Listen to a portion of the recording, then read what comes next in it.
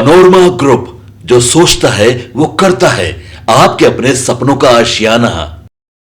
नमस्कार, आप देख रहे हैं सिटी पोस्ट लाइव। मैं हूं सृष्टि राज। बिहार विधानसभा चुनाव 2025 के पहले चरण की वोटिंग ने जो रिकॉर्ड तोड़ी है, इसको लेकर सबसे ज्यादा खुश प्रशांत किशोर दिख रहे हैं।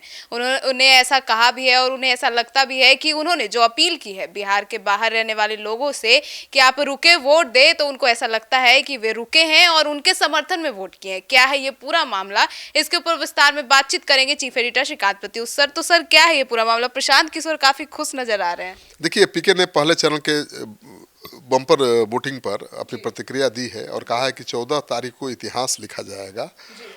जनता नए विकल्प को लेकर उत्साह में है और प्रवासी मजदूरों ने बड़े पैमाने पर वोटिंग की है, जिसकी वजह से वोटिंग का परसेंटेज बढ़ा है।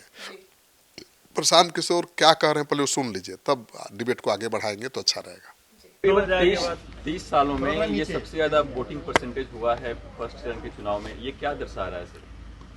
30 सालों में नहीं, आज़ादी के बाद बिहार में हुए चुनाव में ये सबसे ज़्यादा वोटिंग परसेंटेज है। ये दो बातों को दिखाता है। पहला कि जो बात हम लोग पिछले कई महीनों से, बल्कि मैं 1-2 साल से कह रहा हूँ कि बिहार में 60% से ज़्यादा जनता बदलाव चाहती है और पिछले 25-30 साल से जो राजनीतिक विकल्प के अभाव में एक तरह से धीरे धीरे राजनीति को लेकर, चुनाव को लेकर उदासीनता बन गई थी, विकल्प नहीं था लोगों के पास। अब जनसुराज के आने से उनको एक नया विकल्प मिला है और बढ़ा हुआ जो वोटिंग परसेंटेज है वो दो बातों को दिखाता है। एक कि लोगों को एक नए विकल्प को देखकर उत्साह रहा है और बड़े पैमाने पर वोटिंग हुई है, बदलाव के लिए वोटिंग हुई है। और दूसरी बात, जो बड़े प्रवासी मजदूर हैं जो बहुत बड़ी संख्या में छठ के बाद रुके हुए हैं, उन्होंने अपना और अपने परिजनों का, अपने मित्रों का जो वोट कराया है, उसने सबको सरप्राइज किया है। और जितने लोग ये बैठे हुए थे कि महिलाओं को 10,000 पैसा मिल गया और उसी से हम लोग जीत जाएंगे, इन चुनाव में महिलाएं तो हैं ही, लेकिन महिलाओं से बढ़कर प्रवासी मजदूर एक्स फैक्टर है। इस चुनाव का एक्स फैक्टर प्रवासी मजदूर हैं। वो क्या कर रहे हैं, वो अपने दोस्तों, मित्रों, परिवार वालों से कैसे वोट करा रहे हैं, इसी से बिहार का चुनाव तय होगा। आप मुझे जितने पत्रकार लोग हैं ये बताइए कि किसी मीडिया चैनल ने, किसी पत्रकार ने, किसी राजनीतिक विशेषज्ञ ने, किसी पार्टी ने अगर ये कहा हो, किसी नेता ने कहा हो कि बिहार में इस बार अप्रत्याशित वोटिंग होने वाली है? किसी ने नहीं कहा है। और ऐसा नहीं है कि महिलाओं का वोटिंग ज्यादा हुआ है। पहली बार बिहार में युवाओं की वोटिंग सबसे ज्यादा हुई है। सबसे ज्यादा एग्रेसिव होकर युवा वोट किया है। तो अगर युवा वोट कर रहा है तो अपने भविष्य के लिए वोट कर रहा है, बिहार में बदलाव के लिए वोट कर रहा है, बेहतरी के लिए वोट कर रहा है। स्टेटस को के लिए इतना बड़ा वोट पड़ना यूजुअली संभव नहीं है। 1-2 अपवाद हो सकते हैं, लेकिन जहां कहीं भी पिछले 20 वर्ष में इस तरह से बढ़ चढ़कर वोटिंग हुई है, वहां इनकम्बेंट पार्टियों को, सरकार को खामियाजा भुगतना पड़ा। आपने देख लिया कि पीके ने कहा कि जनसुराज की जीत तय है और पहली बार युवाओं की वोटिंग में सबसे अधिक भागीदारी हुई है। और इतनी वोटिंग सरकार बनाए रखने के लिए नहीं होती है, वो करेंगे बदलाव के लिए ही होती है। तो इस बार वो बदलाव का दावा कर रहे हैं, यानी एनडीए सरकार के जाने का दावा कर रहे हैं। देखिए, सच है कि रिकॉर्ड तोड़ वोटिंग हुई है, तो सवाल उठ रहा है कि आखिर क्यों हुई है। तो कुछ लोग तो SIR इसका कारण बता रहे हैं कि भाई 59 लाख लोगों के नाम कट गए, जो बोगस थे या मर गए थे, जो चुनाव में भाग ही नहीं लेते थे, तो उनके नाम कटने के कारण परसेंटेज में इजाफा हुआ है। लेकिन केवल यही कारण नहीं हो सकता है। दूसरा कारण ये भी हो सकता है कि जो बिहार के प्रवासी लोग थे, जो बाहर जाकर नौकरी करते हैं और छठ और दिवाली में अपने गांव आते हैं, हो सकता है वो रूट ठहर गए हों चुनाव में वोट करने के लिए, और उन्होंने वोट में हिस्सेदारी लेकर परसेंटेज को बढ़ा दिया हो। क्योंकि प्रशांत किशोर लगातार उनके पक्ष में कई योजनाओं की बात कर रहे थे, पलायन रोकने की बात कर रहे थे, शिक्षा की बात कर रहे थे। तो कहीं ना कहीं यह भी उम्मीद है प्रशांत किशोर की, उनकी बात को ही सुनकर लोग रुके। प्रशांत किशोर ने पलायन और रोजगार को सबसे बड़ा मुद्दा बनाया और वो कहते थे कि भाई करोड़ों बिहारी 10,000 12,000 की नौकरी के लिए वो बिहार से बाहर जाते हैं, परिवार से दूर रहने के लिए मजबूर रहते हैं। तो उन्होंने अपील की थी कि आप इस बार छठ पूजा में आइए तो रुकिए और जनसुराज के लिए वोट करिए, जनसुराज की सरकार बनाइए और यहीं पर 12,000 का रोजगार पाइए। तो ये तो अट्रैक्टिव था। और वो फैमिली कार्ड भी बांट रहे थे 20,000 वाला, जिसमें 12,000 नौकरी के लिए है, 1,000 प्राइवेट स्कूल में पढ़ाई के लिए है, तो 2,000 पेंशन के लिए है। तो पहले ही वो परिवार लाभ कार्ड बांट रहे थे, उसको लेकर भी बहुत क्रेज था महिलाओं में और लोगों में कि भाई तो गारंटी दे रहे हैं नौकरी का। तो हर परिवार में एक आदमी को 12,000 की नौकरी की गारंटी एक तरह से वो दे रहे थे। तो वो काम कर सकता है। और अगर प्रवासी आए हैं बिहार, लौटे हैं, छठ में लौटते ही हैं और लाखों में लौटते हैं। अगर उनमें से आधे भी रुक गए होंगे जनसुराज की अपील पर या इस भरोसे के कारण कि भाई हम यही जनसुराज की सरकार बनाएंगे और यही रोजगार मिल जाएगा, फिर हमको दूसरे राज्य में काम करने के लिए जाना नहीं पड़ेगा, परिवार के साथ रहने का मौका मिलेगा, तो हो सकता है कि वोटिंग परसेंटेज बढ़ने के बड़े कारण हो। तो प्रशांत किशोर कह रहे हैं कि हाँ यही कारण है, SIR नहीं कारण है। वो कह रहे हैं कि परसेंटिंग ऑफ वोटेज जो बढ़ा है उसका कारण जनसुराज और प्रवासी मजदूर हैं। मतलब प्रशांत किशोर पूरे विश्वास के साथ कह रहे हैं। बिल्कुल, वो कह रहे हैं कि इस बार युवाओं ने बहुत बढ़ चढ़ करके हिस्सा लिया है चुनाव में।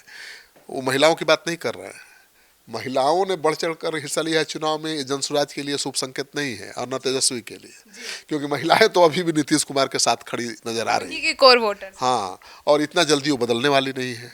पुरुष तो क्षणिक थोड़ा सा लाभ देखेगा तो बदल जाएगा, महिलाएं दूर तक सोचती हैं और भरोसा भी करती हैं तो लंबे समय तक करते हैं। तो महिलाएं अब एक झटके में इनके आश्वासन पर नीतीश को छोड़ देंगी ऐसा भी नहीं है। लेकिन यूथ तो तुरंत रिजल्ट चाहता है। प्रवासी मजदूर जो मजबूर है परिवार से छोड़कर बाहर रहने के लिए, वो तुरंत भरोसा कर सकते हैं। तो जनसुराज के दावे को आप खारिज भी नहीं कर सकते हैं। हाँ, ये दूसरी बात है कि चुनाव का नतीजा जब सामने आएगा तब पता चलेगा कि प्रवासी बिहारियों ने जनसुराज के लिए वोट किया या महागठबंधन के लिए किया या नीतीश कुमार के लिए किया। तो भाई जो बाहर नौकरी की तलाश में गए हैं, मतलब मजबूर हैं बाहर जाने के लिए, वो तो सरकार के पक्ष में वोट करेंगे नहीं। वो या तो महागठबंधन के पक्ष में वोट करेंगे या जनसुराज जो तीसरा विकल्प है। तो किसके लिए उन्होंने वोट किया है ये तो चुनाव के बाद पता चलेगा, क्योंकि वोटिंग तो हुई है, ज़्यादा हुई है, परसेंटेज ऑफ वोट बढ़ा है। आज़ादी के बाद इतना कभी वोटिंग हुई ही नहीं। तो सबकी बेचैनी बढ़ी हुई है, कोई आश्वस्त नहीं है। लेकिन प्रशांत किशोर के पास खोने के लिए क्या है? कुछ नहीं है, और पाने के लिए बहुत कुछ है। पाने के लिए बहुत कुछ है। प्रशांत किशोर भले इस बार सरकार न बना पाए, लेकिन उनका दमखम तो हर जगह दिख ही रहा है। और चुनाव को त्रिकोणात्मक संघर्ष में कई सीटों पर बदल दिया है। तो वोट तो उनको मिल रहा है, 10% वोट तो मिलेगा, लेकिन 10% वोट से सरकार तो नहीं बनेगी। तो जनसुराज की कोई निंदा नहीं कर रहा है कि जनसुराज झूठा वादा कर रहा है, जनसुराज बेकार है, जनसुराज झूठा है, ऐसा कोई नहीं कर रहा है। जनसुराज के सूत्रधार प्रशांत किशोर अच्छी बातें कर रहे हैं, लॉजिकल बातें कर रहे हैं और अच्छे हैं, ये लोग मान रहे हैं। लेकिन अभी उनको भरोसा नहीं हुआ, लीप ऑफ फेथ होता है ना, वो अभी नहीं डेवलप हुआ है। नहीं भाई, जनसुराज को हम समर्थन करेंगे तो जीत ही जाएगा, क्योंकि लोग भी मानते हैं कि बिहार में जातीय समीकरण बहुत मायने रखता है। जात के आधार पर लोग वोट करते हैं। अब यादव कभी तेजस्वी यादव को छोड़ेंगे नहीं। मुसलमान पहले जैसे गोलबंद नहीं है अब महागठबंधन के पक्ष में। उनको अपनी हिस्सेदारी की बात अब सताने लगी है कि भाई हमारी आबादी सबसे ज़्यादा, हमको सीटें कम मिलती है, 2% वाला डिप्टी CM बन जाता है और 18% वाले को कोई पूछ नहीं रहा है, तो नाराजगी है। और MIM और प्रशांत किशोर ने ज़्यादा से ज़्यादा मुसलमानों को खड़ा करके महागठबंधन की चुनौती बढ़ाई भी है। सीमांचल में 11 सीटों पर महागठबंधन की चुनौती बढ़ा दी है प्रशांत किशोर ने और MIM ने। तो कहीं ना कहीं वो बहुत नुकसान पहुंचा रहे हैं महागठबंधन को भी और NDA को भी, किसी एक को नहीं पहुंचा रहे हैं। लेकिन कई जगहों पर उनसे सीधी लड़ाई भी है, तो कई सीटों पर जीत भी हो सकती है। लेकिन कितनी सीटें जीतेंगे ये तो दावे के साथ न प्रशांत किशोर कह सकते हैं न मैं कह सकता हूँ। लड़ाई में है, यही काफ़ी है। पहला चुनाव है और लड़ाई में है, हर जगह चर्चा में है। कई जगहों पर वो संघर्ष को त्रिकोणात्मक संघर्ष में तब्दील करने में तो चुनाव का मुद्दा भी बदलने में सक्षम है। हाँ, चुनाव का मुद्दा तो बिल्कुल उन्होंने बदल दिया। पहले कहाँ बिहार के चुनाव में शिक्षा की बात होती थी, रोजगार और पलायन की कोई बात करता था? जाति, मंदिर, यही सब चलता। बिल्कुल, लेकिन अब तो सब लोग पलायन, रोजगार और शिक्षा, स्वास्थ्य पर ही बात कर रहे हैं। तो एक नया स्वरूप तो बिहार का राजनीति के सामने आया है। सभी दलों का चुनावी मुद्दा अब बदल गया है। जो प्रशांत किशोर ने जिसको मुद्दा बनाया वही मुद्दा सभी दलों का चुनावी मुद्दा बन गया है। लेकिन अब इसका लाभ कितना मिल पाएगा किसको, ये कहना मुश्किल है। तो प्रशांत किशोर को इंतजार करना चाहिए अभी कि भाई ये जो वोटिंग का परसेंटेज बढ़ा है इसका कारण महिलाओं की ज़्यादा भागीदारी भी हो सकती है, युवाओं की ज़्यादा भागीदारी हो सकती है, लेकिन वो महिलाओं ने युवाओं ने किसके पक्ष में वोट किया है ये भी तो देखना पड़ेगा। तो महिलाएं तो कर रही हैं नीतीश के पक्ष में वोट, ये तो मैं अभी कह सकता हूँ क्योंकि कई महिलाओं से मैंने बात की है।